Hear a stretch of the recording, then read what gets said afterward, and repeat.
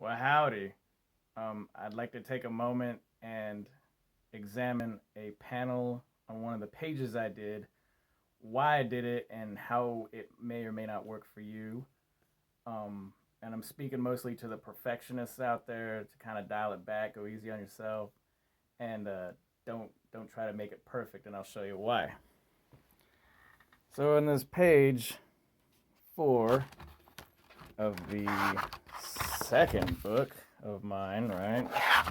Or should I say part 2 of the same book? I wanted to examine this top panel. Now we can make some observations. We definitely see a lot of black on the roof, the ceiling there, and the black room, right? And then a lot of black stairs.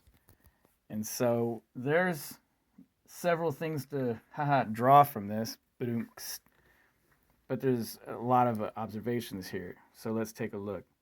See the light kind of beams right through.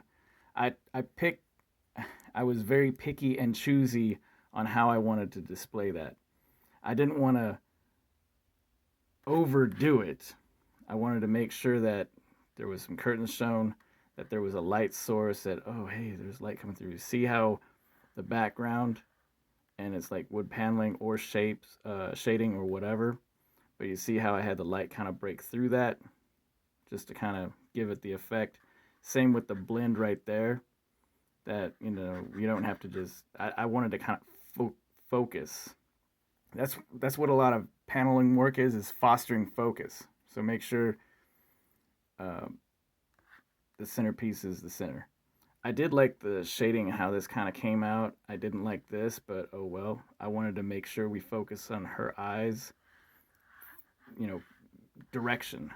Keep that in mind too, the whole direction, the beam of the lights, the direction of her face, everything's just kind of glancing across. You read left or right. And so there's that. I did, if you would, make some observations, I got a little realism here. I did take into account the light source and made the shadows kind of accordingly. Looks like a candle. Looks like a little lazy boy there.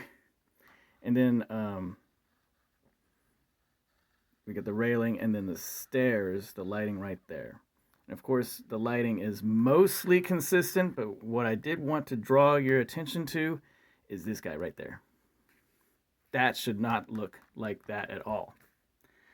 But I didn't want to silhouette him in either.